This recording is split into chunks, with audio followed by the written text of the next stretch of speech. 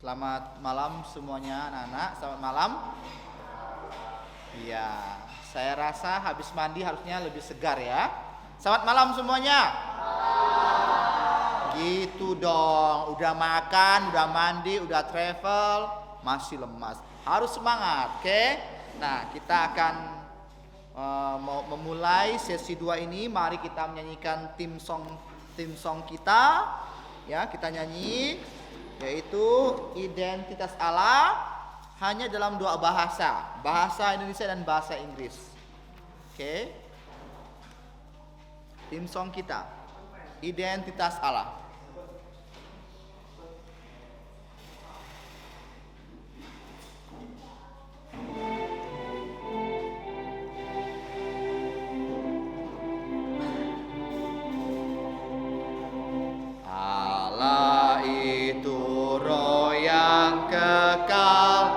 Terbatas tak berubah di dalam jati dirinya, hikmat dan kuasanya. Allah itu kudus, adil dan baik, Ia benar selamanya.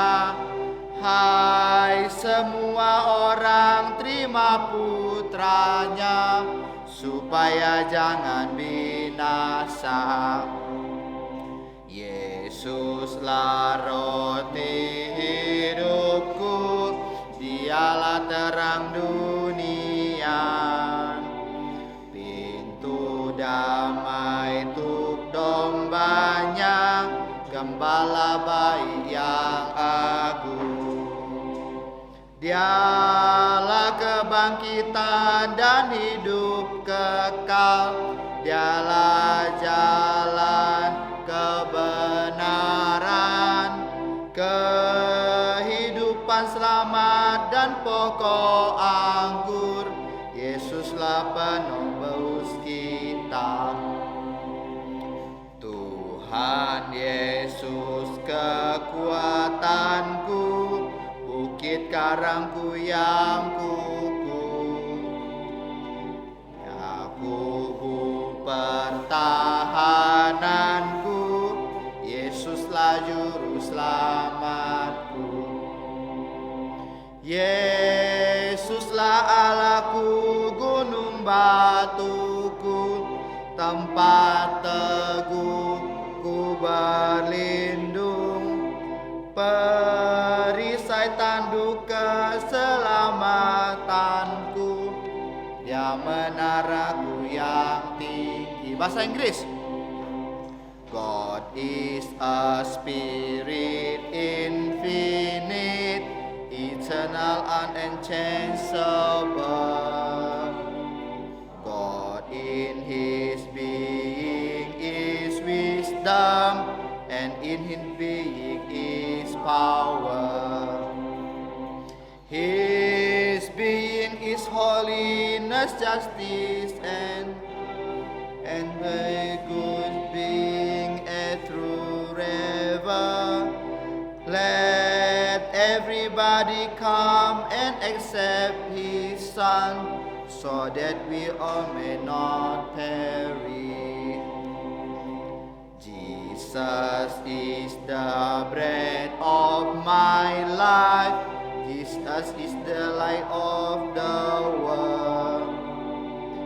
He is the entrance for His sheep, He is the greatest good shepherd. He is the resurrection and eternal life. He is the way, the truth, the life.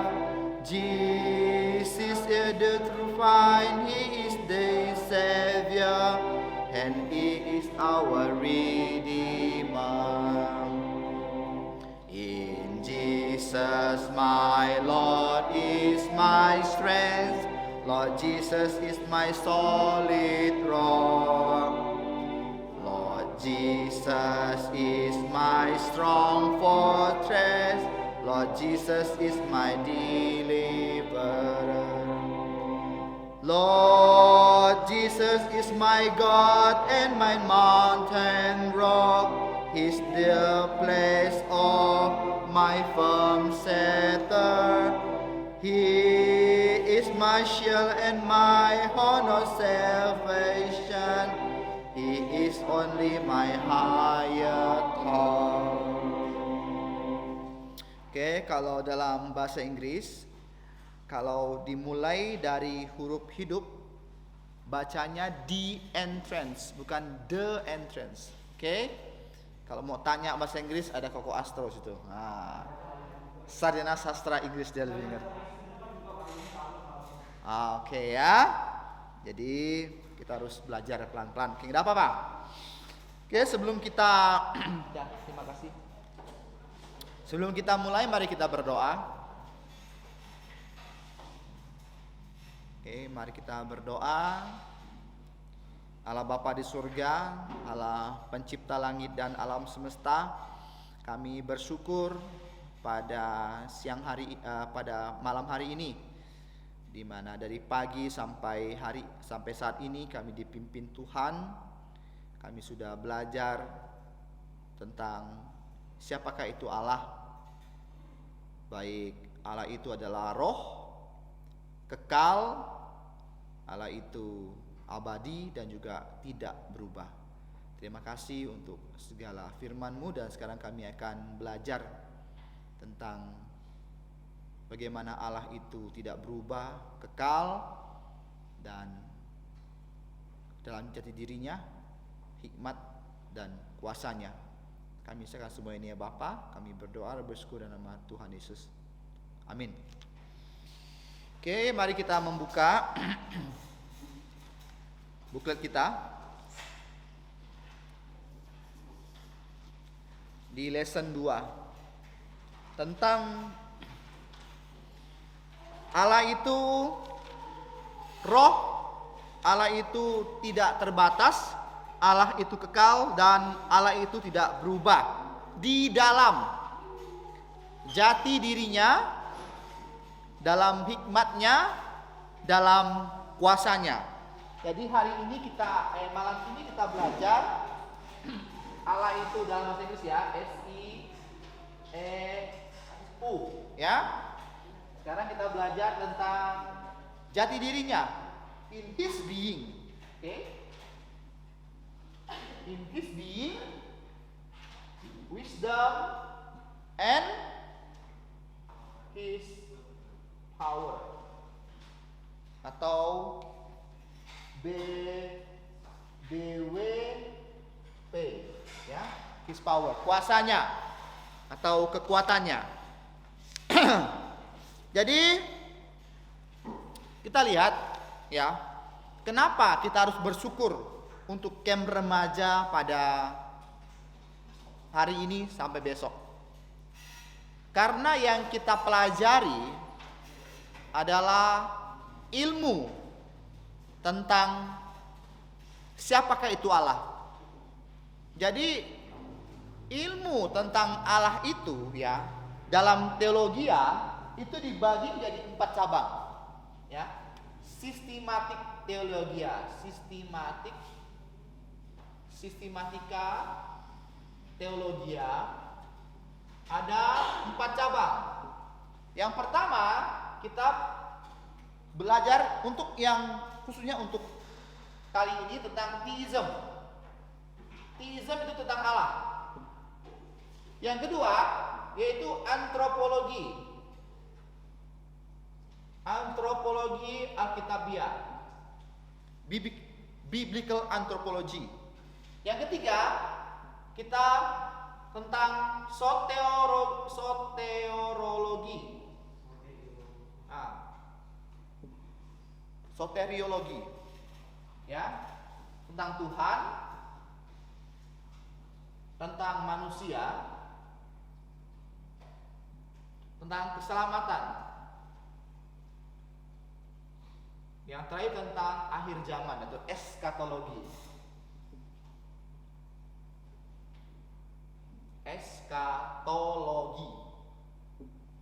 Nah, logi ini dari kata logos, firman.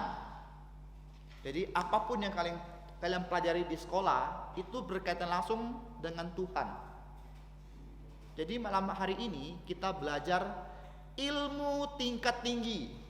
Apa namanya? Ilmu tingkat tinggi.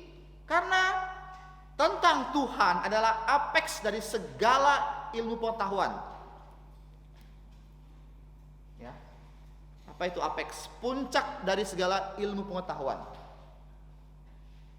Jadi ada seorang sarjana ya yang bernama William.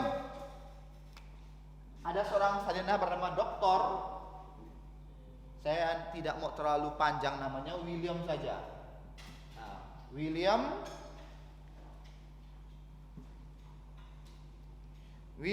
L. Panjang juga ya. Phelps. Apa yang dia katakan?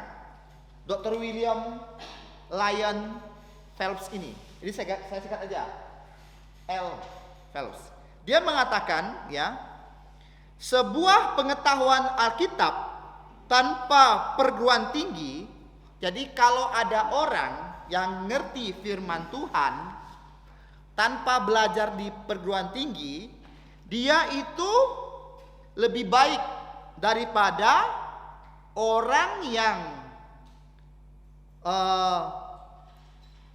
mempunyai pendidikan di perguruan tinggi tetapi tidak mengerti Alkitab. Kira-kira ngerti gak sih apa yang saya katakan? Agak pusing kan? Saya pakai tabel. Oke. Jadi orang yang mengerti Alkitab, dia tahu Alkitab tanpa perguruan tinggi. Oke? A minus perguruan tinggi. Ya, itu lebih baik daripada PT tapi plus Alkitab. Nah, ini gampang tulislah. Jadi kita nih kadang-kadang dibingungkan sama kata-kata. Saya buat simple saja. Ini gunanya belajar bahasa. Kita buat simple. A minus PT lebih besar PT minus A. Ada bisa jelaskan enggak? Nah, jadi orang yang ngerti Alkitab tanpa minus kan perguruan tinggi lebih baik daripada orang yang perguruan tinggi tapi minus Alkitab. Lebih baik lagi kalau kamu sudah A plus PT. Sudah tahu Alkitab, mengenyam juga perguruan tinggi. Ya? Karena yang kita belajar ini bukan ilmu abal-abal loh. Ilmu tingkat tinggi yang tak dapat dijelaskan oleh sains. Kenapa? Kenapa sains tidak bisa dijelaskan?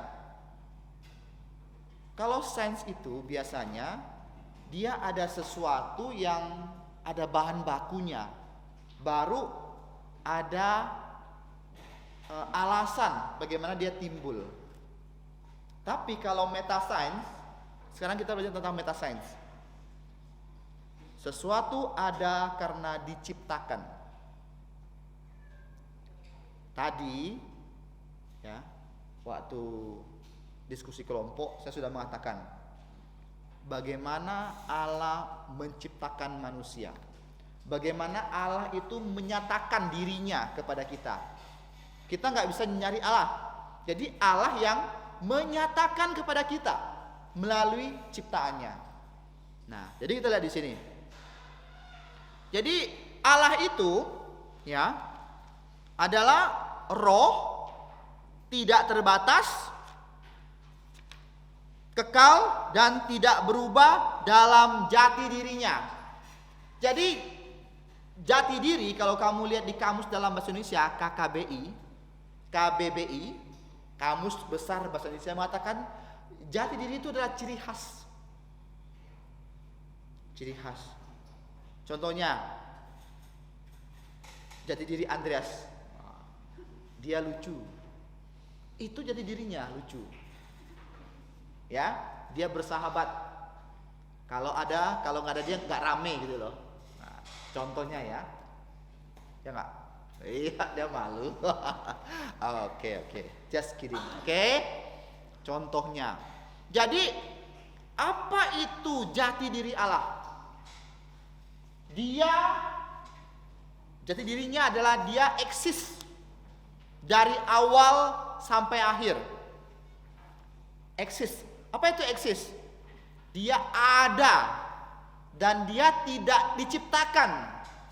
Dia ada dan dia tidak diciptakan. Manusia itu diciptakan oleh Allah. Allah membentuk manusia dari debu tanah dan Allah menghembuskan nafas sehingga manusia itu ada. Ada bahan bakunya kan? Tapi Allah itu siapa yang ciptakan? Siapa yang ciptakan Allah? Enggak ada. Itu jati diri Allah. Dan dia tidak berubah. Kalau dia ngomong A ya A. Dia apa? Ngomong A ya A. Nah, coba lihat. Kita kembali ke Alkitab, kembali ke teks yang kita pelajari, yaitu kitab Keluaran pasal 3 ayat 14. Coba buka. Keluaran 3:14. Oke, siapa yang sudah ketemu tolong baca. Ya. Nah, sama-sama. 1, 2, 3.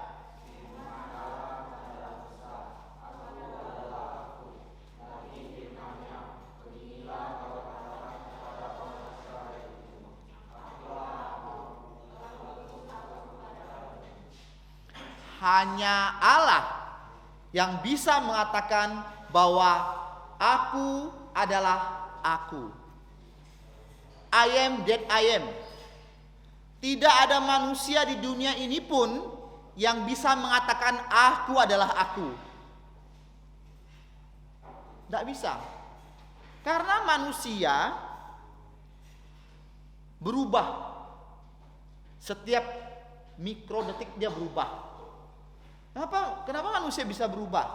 Kok kan aku sama nih.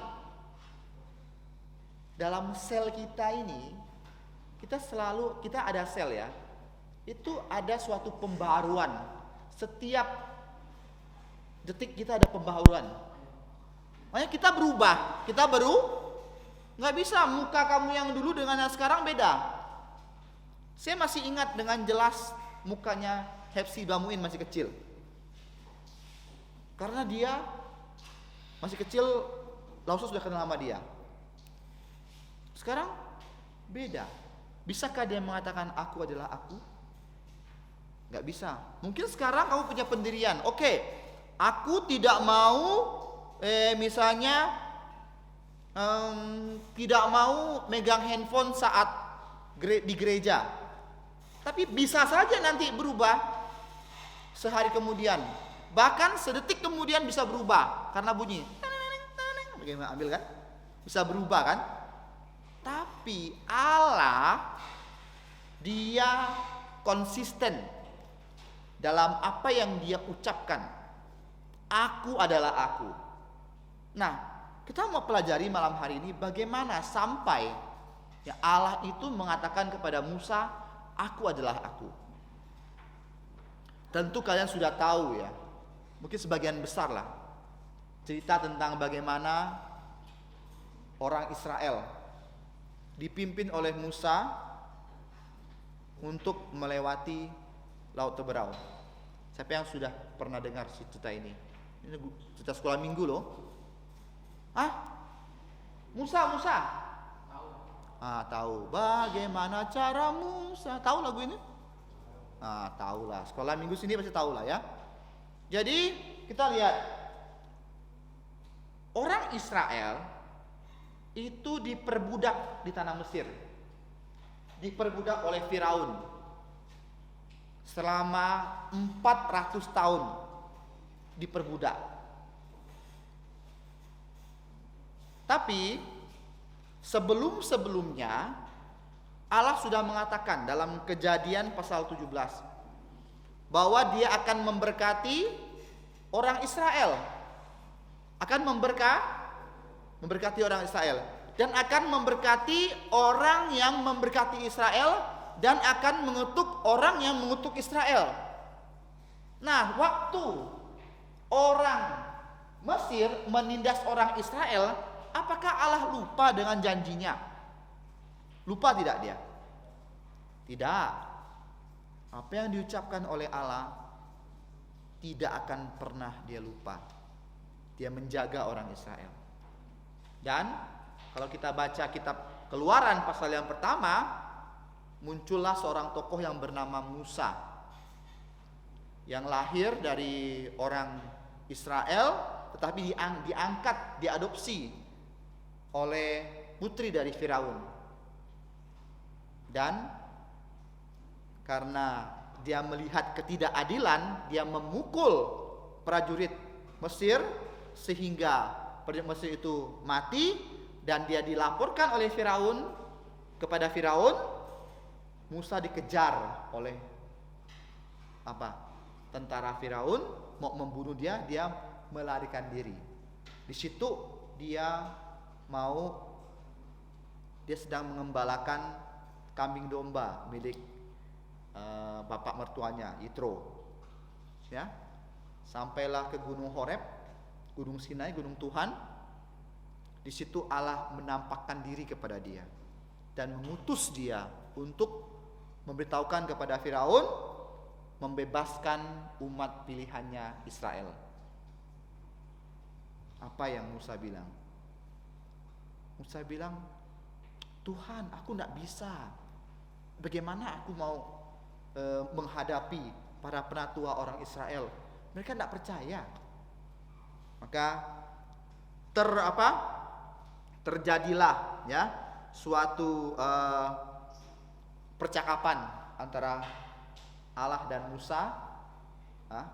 Lalu Musa bertanya kepada Allah. Apa? Pertanyaan. Lalu Musa berkata kepada Allah, tetapi apabila aku mendapatkan orang Israel dan berkata kepada mereka, Allah nenek moyangmu telah mengutus aku kepadamu, dan mereka bertanya kepadaku bagaimana tentang namanya, apakah yang harus kujawab kepada mereka? Dan jawab Tuhan, firman Allah kepada Musa, aku adalah aku. I am that I am. Eser Eyeh dalam bahasa Ibrani. Ya. Dalam bahasa Yunani, di perjanjian baru itu baru terang benderang. Yesus mengatakan ego emi. Jadi dalam perjanjian lama, ya, aku adalah aku, I am that I am. Itu dalam bahasa Ibrani itu Eye, Asher, Eye. Dalam bahasa apa? Ibrani. Di dalam perjanjian baru, di kehidupan Kristus, Tuhan Yesus juga mengatakan hal itu. Apa yang dikatakan oleh Tuhan Yesus? Ego emi. Aku adalah. Nah, kalau kita mau menghafalnya, aku adalah terdapat di Injil Yohanes. Ada 7 aku adalah dalam syair yang kalian nyanyikan tadi. Di bagian mana tuh? Di bagian mana tuh? Ada yang tahu? Syair yang tadi kalian nyanyikan. Apa? Yesus adalah apa?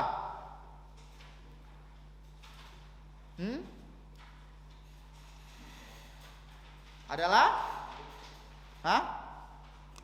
roti hidup. Yesus adalah roti hidup.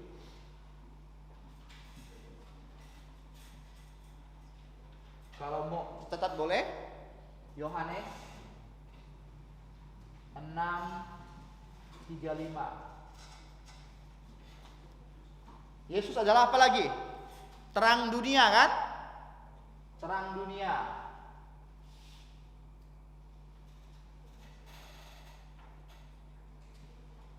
Yohanes 8:12.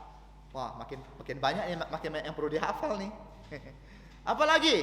Yang ketiga, pintu. Yesus adalah pintu kepada domba. Oke, pintu. Apa? Yohanes 10:9. Apalagi? Gembala yang baik. Yohanes, gembala yang baik sini. Gembala yang baik. Gembala baik aja ya, langsung ya. Sama aja. Apa? Yohanes 10:11. Apa lagi di situ? Hah? Dialah apa?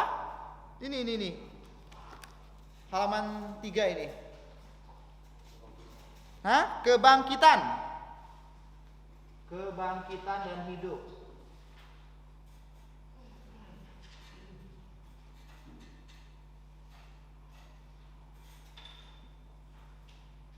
Apa? Yohanes 11:25.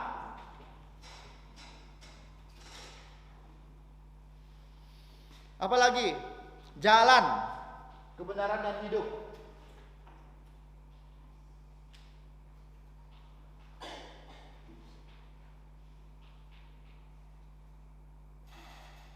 Yohanes berapa? Nah, Yohanes 14:6. Yang terakhir apa? Pokok anggur. Nah, pokok anggur.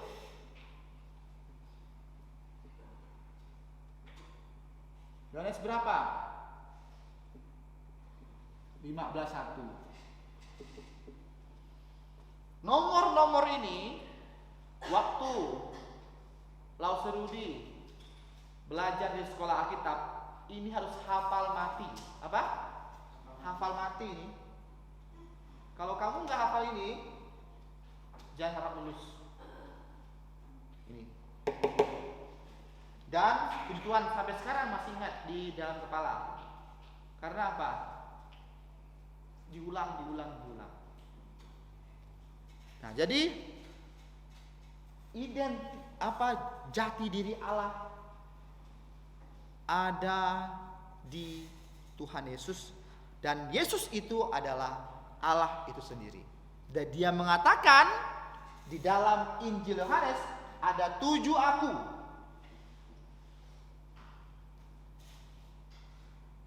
Ya? Oke. Nah, sekarang kita beranjak ke topik selanjutnya tentang hikmatnya. Ini saya hapus ya.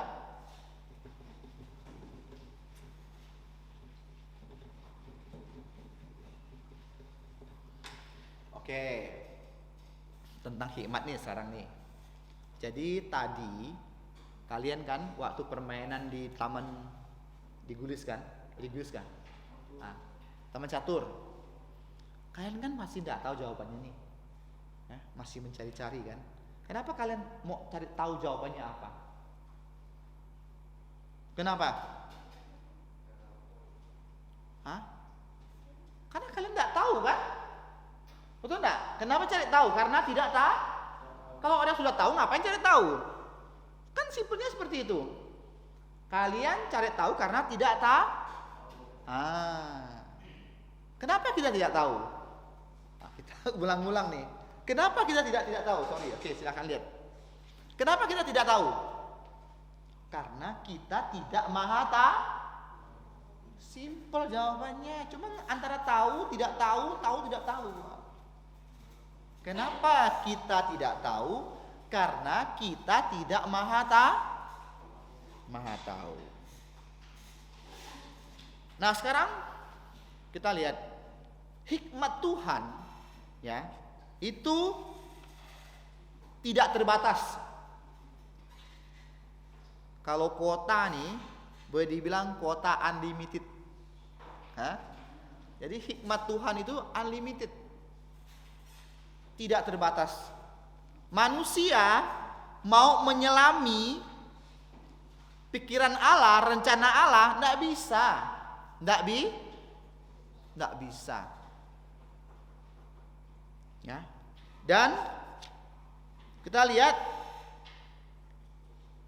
kalau dalam Yesaya pasal 11 itu ada hikmat, ada rencana dari Allah. Roh hikmat dan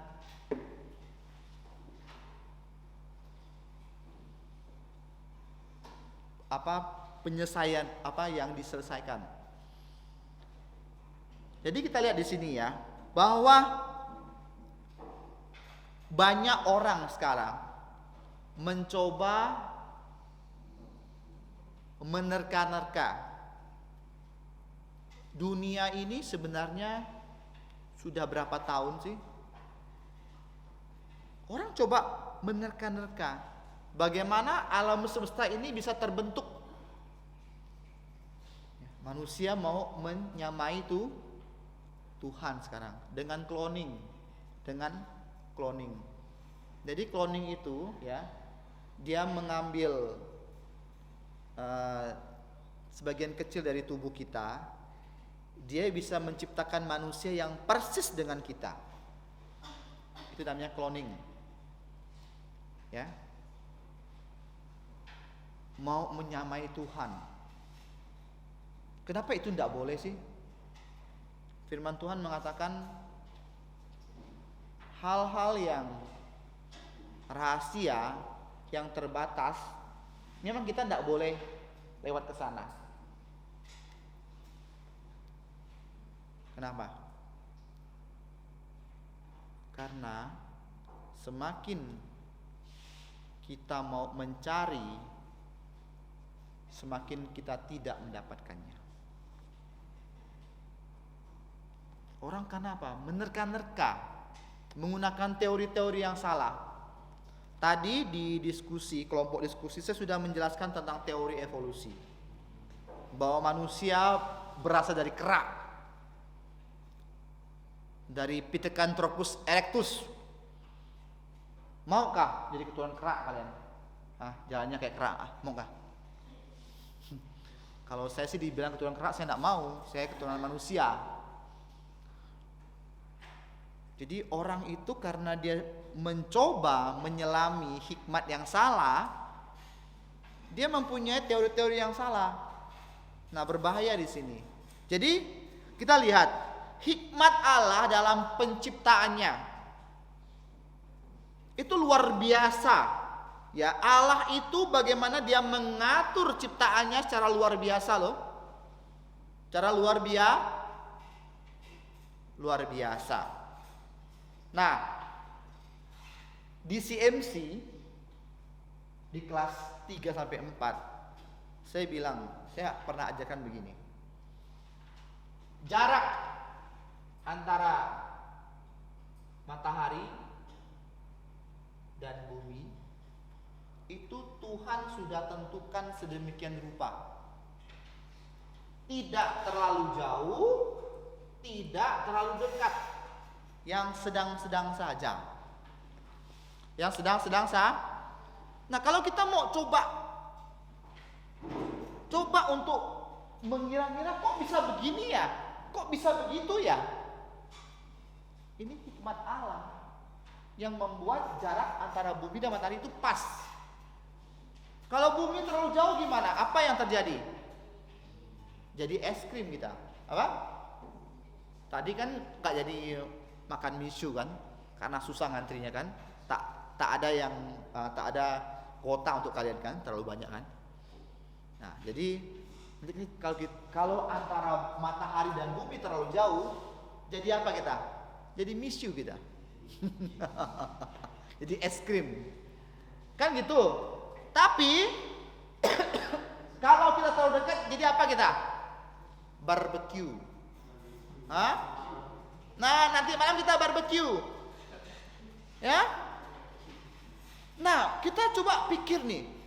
Kok bisa ya Allah itu membuat jarak matahari dan bumi itu pas sekali. Inilah hikmat Tuhan. Tak terbatas. Tidak berubah. Dan kekal. Tuhan tidak pernah sedetik pun dia itu turun hikmatnya. Selalu konsisten. Kalau manusia kan kadang-kadang perlu suplemen otak kan, untuk menaikkan daya ingat kan. Kalau misalnya untuk kalian yang masih kecil ya, ada namanya vitamin otak namanya cerebrofort kan. Kalau di dunia medis untuk orang-orang yang stroke ada namanya mecobalamin.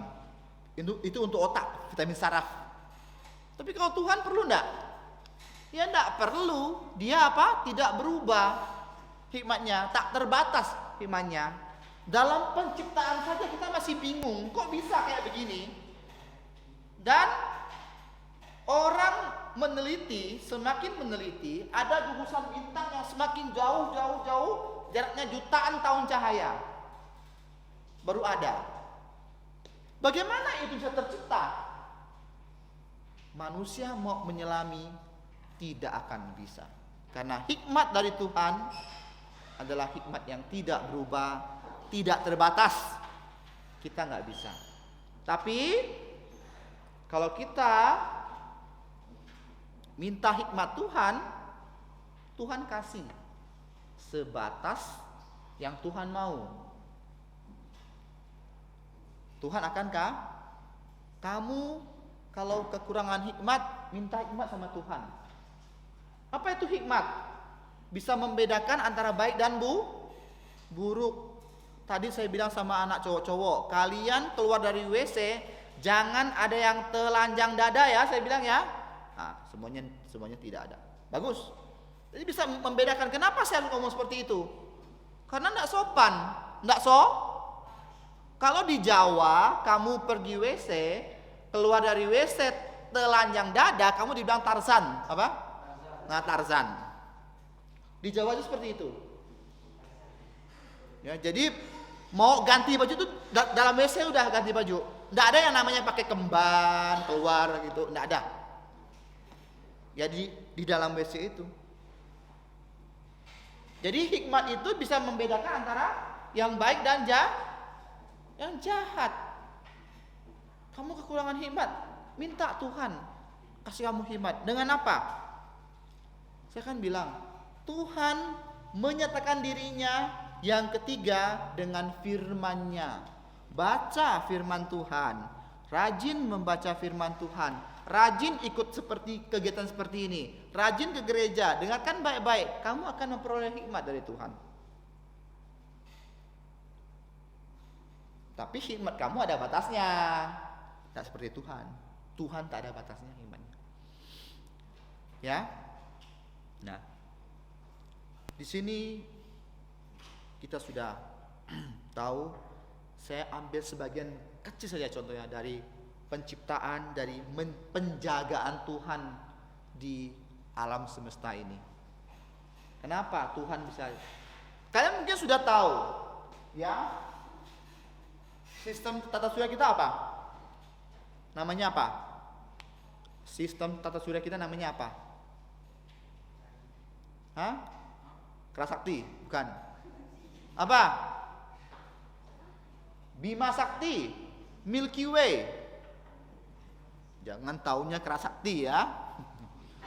Jadi sistem tata surya kita tuh diciptakan Tuhan sedemikian rupa sehingga planet mengitari matahari itu pada orbitnya. Pada orbit, apa itu orbitnya? Pada tracknya, pada trayeknya. Tahu lah kalian, pasti kalian udah ngerti lah, nggak perlu saya jelaskan lah. Ini ada orbitnya. Nah, orbitnya ini planet apalah. Yang saya tahu yang ketiga itu bumi. Nah, ini ada orbitnya sampai Pluto. Pernah nggak mereka tabrakan nih? Hah? Pernah nggak tabrakan? Kalau planet misalnya Jupiter tabrak dengan bumi, apa jadinya kita? Hancur lebur. Nah, inilah hikmat Tuhan bagaimana Dia menjaga alam semesta ini sampai sekarang. Luar biasa ya. Padahal simple loh ini, tapi luar biasa.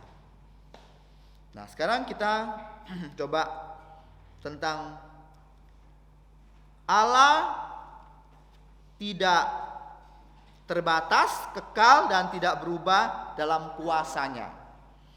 Ya, Kejadian pasal 17. Ayo coba. Kejadian pasal 17 ayat yang pertama.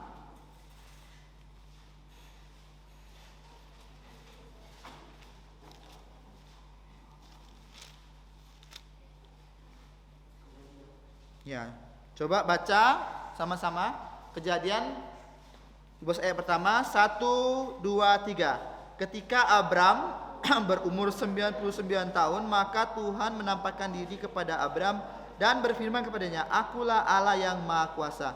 Hiduplah di hadapanku dengan tidak tercela." Jadi ada alasannya nih. Kenapa Allah itu mengatakan seperti itu di depan Abraham? Kenapa? Tadi coba yang baca yang pertama kali, Abraham usianya berapa? 99. Sedangkan Sarah beda 10 tahun dia. 89.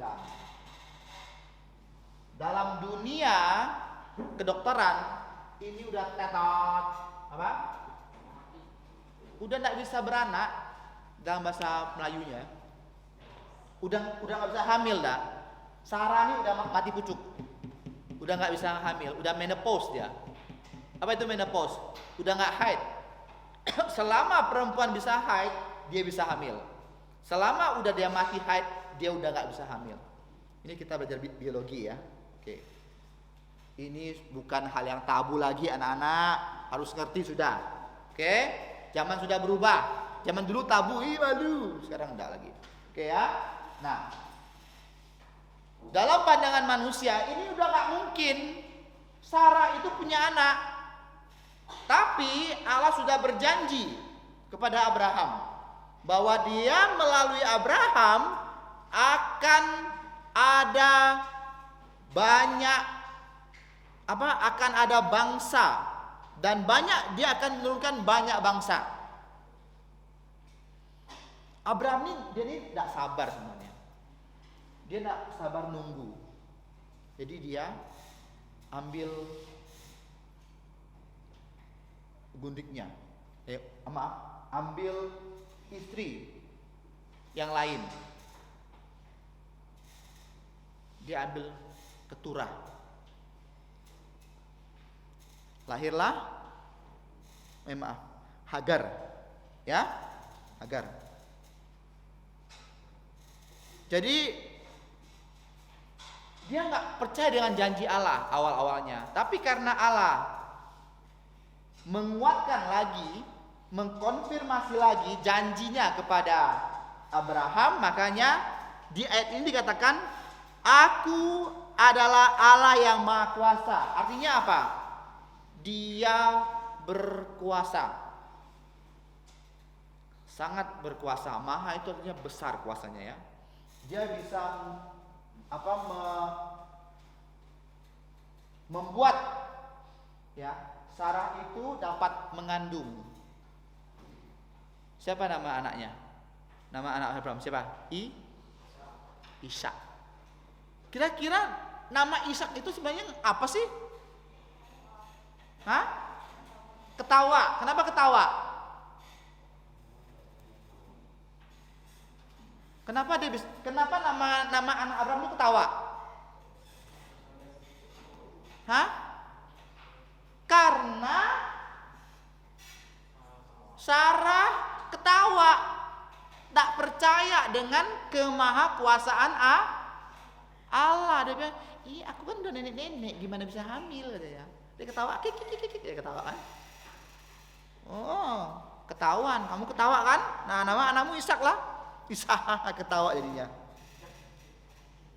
Nah, jadi kita harus tahu bahwa kuasa Allah itu tak terbatas. Artinya apa? Sesuatu yang tidak mungkin, tapi kalau Allah mengkehendaki, itu mungkin. Apa? Mungkin. Kesaksian. Siapa yang tahu gereja kita yang di Hanura dulu? Siapa yang tahu gereja kita yang di Hanura? In. Siapa lagi? Carita, Florencia, Ayu. Nah, kamu tahu. Bagaimana keadaan gereja kita di Hanura waktu itu? Kecil, menyedihkan. Bahkan orang itu bilang, gereja kamu itu ya kecil, tak mungkin hiduplah gereja kamu. Hamba Tuhannya banyak. Segala macam yang diomongkan orang. Tapi apa yang terjadi? Sekarang, bagaimana kuasa Allah? Kuasa manusia lebih hebat atau kuasa Allah? Ini karena kemahakuasaan Allah, Tuhan izinkan terjadi. Sehingga kita mempunyai gereja seperti ini. Tapi bukan hal yang harus disombongkan ya. Bukan, tapi harus bersyukur. Ini bukti kemahakuasaan Allah. Orang banyak menghina gereja kita waktu di Hanura. Tapi bukti kemahakuasaan Allah apa? Sesuatu yang tidak mungkin, Tuhan buat mungkin loh. Seperti itu. Inilah kuasanya, tak terbatas. Ya, kalau Tuhan berkehendak, tidak ada hal yang tidak mungkin. Sekarang, kalau Tuhan mau berkehendak kalian, mungkin beberapa dari kalian jadi hamba Tuhan. Ya, saya nggak tahu siapa nanti jadi hamba Tuhan atau jadi guru sekolah minggu. Saya nggak tahu siapa. Tapi kalau Tuhan bilang iya, terjadilah. Dan itu akan terjadi. Dan saya percaya 1 atau 2, 3, 4 dari kalian Tuhan panggil benar-benar jadi pelayan di sini. Amin kan enggak? Amin kan enggak? Amin. Karena kalian ini generasi muda nih, generasi muda, generasi fresh. Kami ini udah mau tua dan nanti ini. Pak Peter udah 60-an, Pak Julimi udah hampir 50, saya udah 40-an. Nanti kan akan pergi. Ya, kalian gantikan ya. Oke? Ya, oke ya. Semangat ya. Nah, semangat. Oke. Jadi malam hari ini sampai di sini saja. Saya harap ya pelajaran untuk lesson 2 ini kalian bisa mengerti tentang bagaimana Allah itu adalah roh, Allah itu tak terbatas, kekal, tidak berubah dalam jati dirinya, dalam hikmatnya, dalam kuasanya. Oke, mari kita berdoa. Bapa kami yang di surga, kami bersyukur untuk sesi yang kedua pada malam hari ini. Ya Tuhan, kiranya Engkau menolong kami semua, berikanlah kami kebangunan rohani untuk kami dapat mengerti segala apa yang kami rindu dalam kehidupan kami, yaitu kami mau mengenal Allah. Berikanlah kami kekuatan untuk kami melewati baik malam hari ini maupun besok, dan sehingga kami mempunyai suatu yang bermanfaat di saat kami sudah mengakhiri kehidupan remaja ini. Terima kasih Bapa, ampuni segala dosa kesalahan kami berdoa dan bersyukur dalam nama Tuhan Yesus. Amin.